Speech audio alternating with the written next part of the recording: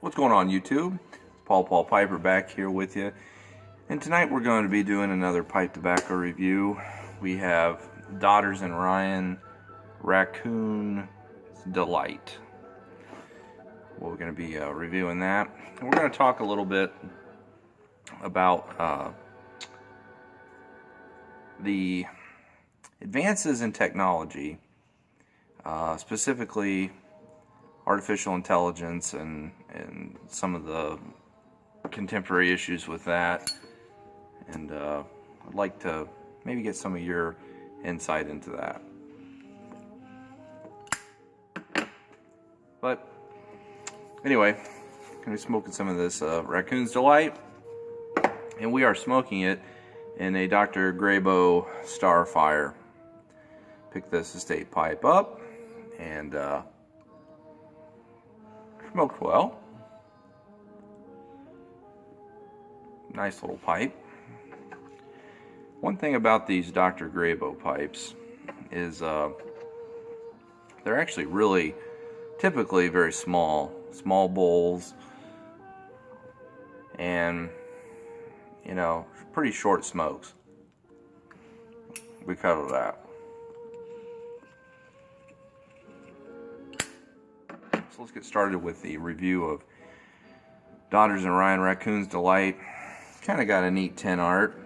Got a angry raccoon, or at least he looks angry.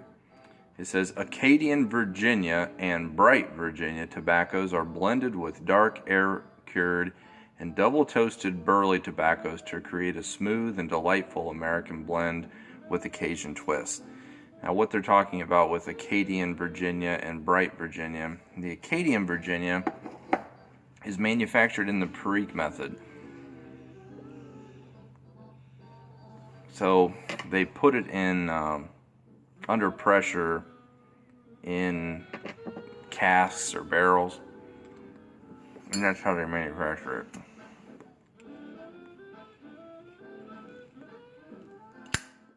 it. It's kind of a unique way to process Virginia, as opposed to sun curing it or air curing it or fire curing it. It's produced in the Acadian method, like Perique is. And this is a 50 grams. Again, it's Daughters and Ryan. And go ahead and show you the leaf itself. Because it is Virginia, it's very, very bright. And it has some of the burley in it, as you can kind of see. But kind of what pops is this Virginia leaf. And it's cut fairly large. I mean, look at that. That's a nice large chunk of leaf.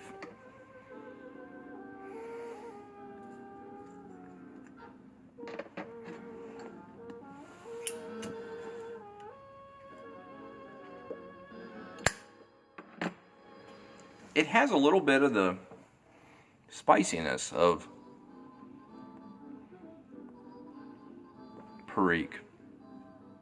So if that's consistent with the Acadian method, even though you're using a different leaf, tobacco leaf, perhaps that's what gives it its spicy characteristics.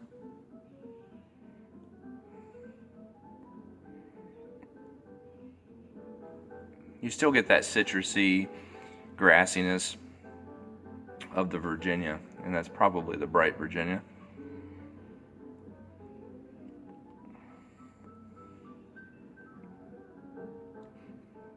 As far as the burley,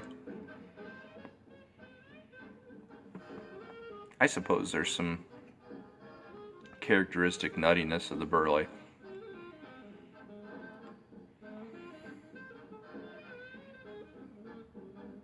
But I think what jumps to the forefront is the spiciness. There's a spiciness.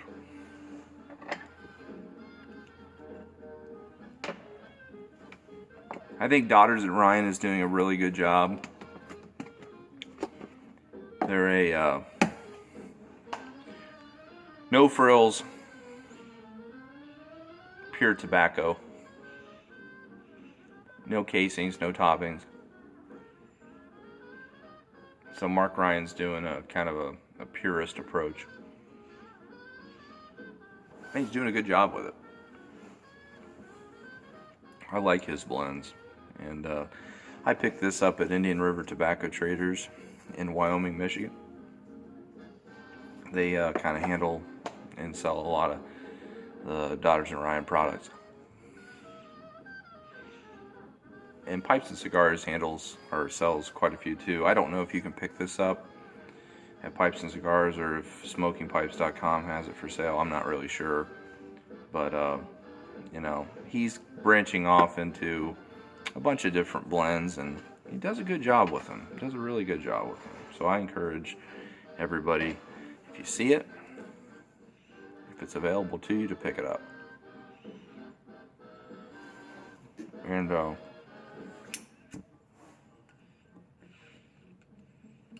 before we talk a little bit about artificial intelligence and all the technological advances that we've had here in recent years, today was just a downpour in southwest Michigan. Absolutely tons of rain. I don't know, I think we were supposed to get about 3 inches of rain. And highs were, I don't think it topped 50 degrees all day. It was quite chilly. So kind of miserable. But my folks came up and visited. And we went up to Allegan, Michigan, which is a little bit north. They were having the Allegan Antique Festival, or Antique Market. I don't know the official name of it, but anyway, they held it at the fairgrounds, had a bunch of different vendors, and we kind of walked around and visited the vendors that were there. A lot of them left because of the weather. I mean, it was horrible. I mean, it was absolutely a drenching downpour. Crazy. And one of the things that I picked up today was smoking related, so I'm going to share that with you here. It is this fella right here.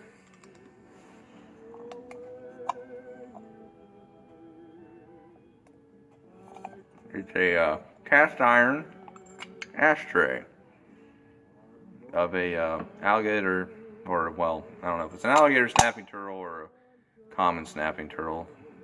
I guess common snapping turtle, but see here, his shell, you press on his head and it lifts up, and here is the removable ashtray.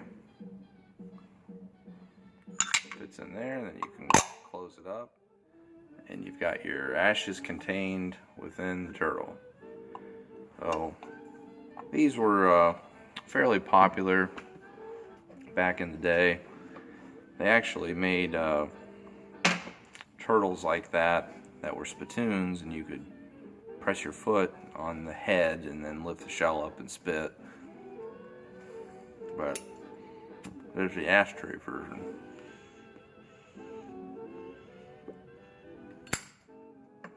So I picked him up, and as I've said in other videos, I think I kind of have an affinity for turtles. When I was a little kid, I had a bunch of pet turtles, and always fascinated by them. So I thought that was pretty cool, because it kind of blends my interest in reptiles and turtles with smoking and tobacco. So I thought that was pretty cool. But anyway, what are we going to talk about? We're going to talk about artificial intelligence and some of the insane advancements that we've been making here in the last even 20 years, 15 years. If you think about where you were and what you were doing 20 years ago, I was in school, and you think of the computer technology that we had, very low functioning computers, cell phones were in their infancy. They were pretty much restricted to car phones, I do believe. I don't even really think that they had, unless you had like the military style, huge phones. And then you fast forward 15, 20 years, and look at where we're at. And we're on the precipice of a huge change in our workforce because of the advancements in technology and artificial intelligence. They're doing, especially the Japanese are doing significant advancements, projects with robotics, humanoid robotics. I think it's the Bank of Japan that uses a humanoid robot to act as a bank teller, and you can walk up to the robot teller, and they use facial recognition software similar to what Facebook uses. So when you go on and you post a photo, Facebook recognizes your face and can say, hey, do you want to tag Paul Piper or whomever? And it recognizes you. So this humanoid robot that they're developing, or they've developed, has a soft skin, I guess, exterior, and is actually a work of art. I mean, they did a really good job fabricating the exterior of the body, the human aspects of it. And when you walk up to the teller stand, it'll recognize you, and it's programmed with 20-some languages. So if you do happen to speak another language other than Japanese, it's going to address you in your native tongue. So that kind of technology is still fairly new. So you think, what's another 15, 20 years going to be? And if you look at what a lot of our leading scientists and entrepreneurs are interested in, it is artificial intelligence. Elon Musk comes to mind as kind of one of the pioneering individuals. He's doing things with the space program and a lot of different robotics and different technologies that he's invested in. Google, Boston Dynamics, just a whole slew of them. And if you do a survey of those folks, a lot of them say, what's the number one threat to humanity? And it's artificial intelligence. And it doesn't necessarily mean that it has to be like a Terminator scenario where robots are going to turn on their masters. Even if it doesn't present a threat like that, what kind of impact is it going to have on our workforce? A lot of those folks who are leading the charge with humanoid robotics and artificial intelligence, they acknowledge that these machines are going to have a practical impact, or have an impact on not only blue-collar entry-level positions, but also mid-level and skilled positions. So is your job going to be replaced? And what's that going to mean to your company and to you? A lot of people speculate that that's going to lead humanity into a new age of leisure and enlightenment. And I ask you, do you really think that that's what's going to happen? And we have 40-some% of people in the United States receive some sort of government subsidy. So they're getting some sort of government handout right now. So what are they doing with their leisure time? Is it spent in intellectual pursuits? Is it contributing to the greater good, or some sort of enlightenment? Or is it just based on existence and consumption? And I think that that's really the case. So the question is, are the elite who are going to be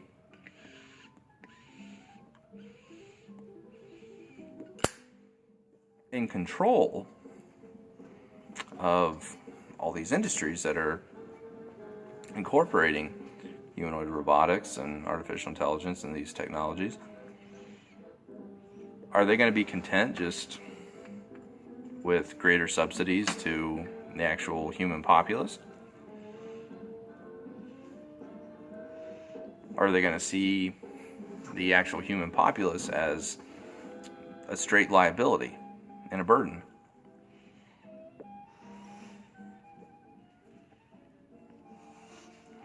And that's kind of how I see it. Because that's what it's going to take. It would take them saying, okay, well, you really have no purpose anymore because we've replaced your usefulness. So now what? You just exist and you just consume, play video games, and sit at home and eat an ever-dwindling supply of food and consume an ever-dwindling supply of resources. And then you look at some of the contracts that, like, Boston Dynamics has been engaged in, and with the Department of Defense.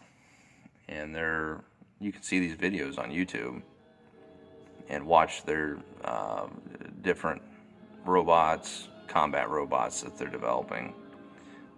Pretty scary technology. Robots that can run on uneven terrain at cheetah speed and ascend mountain tops, and if they're knocked down, they can correct themselves and balance without falling over. Kind of scary.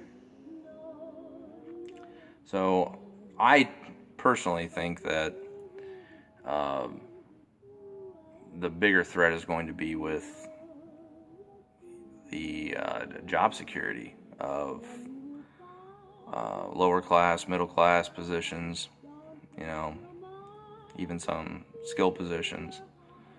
And then what is that going to do? What's that going to do to our society?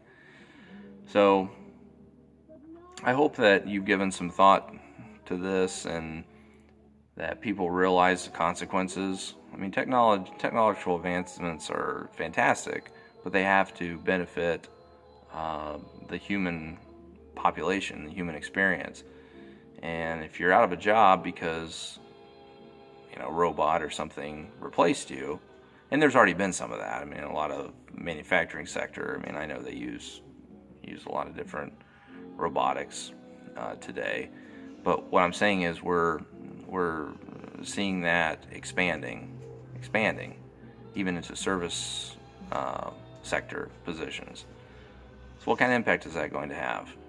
And how's it going to impact you? I tend to think that right now my position is one that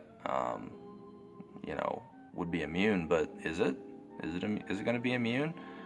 Doctors, physicians, are they going to be immune? You can't get much more skilled than that, but I don't know. Kind of interesting stuff. So I encourage you to check out some of the articles on that, on artificial intelligence. Check out the videos of what's being developed by Boston Dynamics, and I'd be interested in what you think. So leave some comments below, like this video if you did, and obviously subscribe if you haven't. I thank those of you who have, and until next time, if the good Lord's willing and the creek don't rise, I'll see you. It's been Paul Piper. Take care.